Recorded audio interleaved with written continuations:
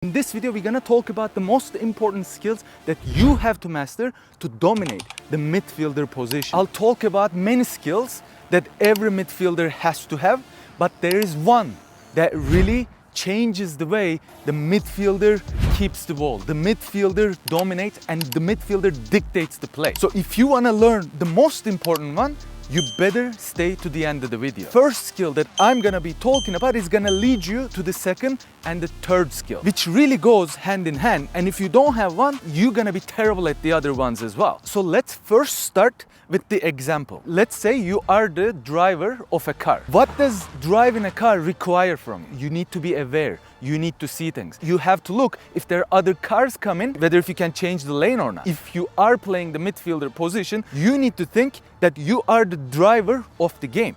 You are the dictator. You're basically changing the pace, changing the tempo, changing where the game is being played. You have to see where your teammates are making run to. When you're receiving the ball, are you shoulder checking to see where the opposition is? If they're tight to you, if you need to show to a better position to receive the ball, if you're at the practice, if you're at the game, if you're playing with your friends, get the habit of always looking back. Doesn't mean you're just faking to look back. You're actually seeing things, you're actually gathering information when you look around you. Sometimes in the game situations, you're gonna be running on adrenaline where you won't have too much time. The opposition may be putting too much pressure on. Now you can use your arms whether if there are opposition nearby. Not only by sight, but use other senses to observe where the opposition is. And that was the first skill. Now, let's say you mastered, you trained really hard, you keep looking around, you're seeing where your teammates are. The second most important skill is your decision-making ability. And decision-making in football is probably one of the hardest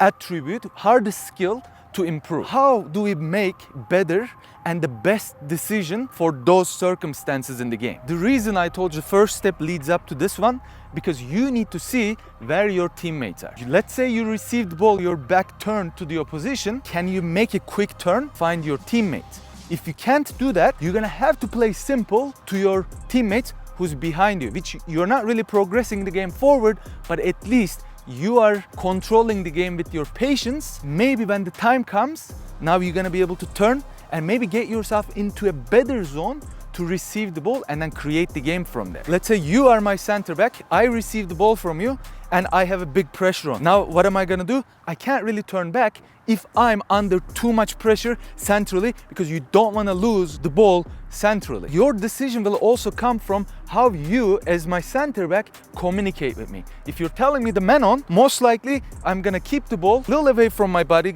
away from the opposition, play back to you, and then get into a better zone to receive the ball so I can quickly turn and distribute the game. Because one of the most important attributes for the midfielders is to actually progress the game forward. What is the right decision to do in those kind of situations? This is when your level of midfielder skills comes into play. You're gonna have to improvise. And one thing destroys every midfielder, and one thing coaches hate to see from their midfielders: a static midfielder. You're not moving too much.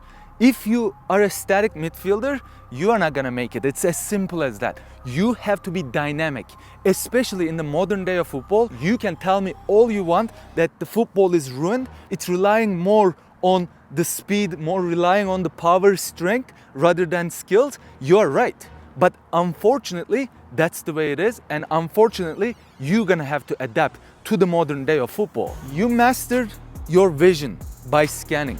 Then you mastered your decision making. We have to master the distribution skills, which brings us to our passing ability. Because some midfielders will receive the ball and will want to pass on the ground. But this really depends on how your coach wants your team to play, how your coach wants you to play. Because sometimes, especially in modern day of football, they are relying on the speed. That's why they're gonna require you to play the balls in behind the opposition's midfielder. You're gonna have to master passing on the deck.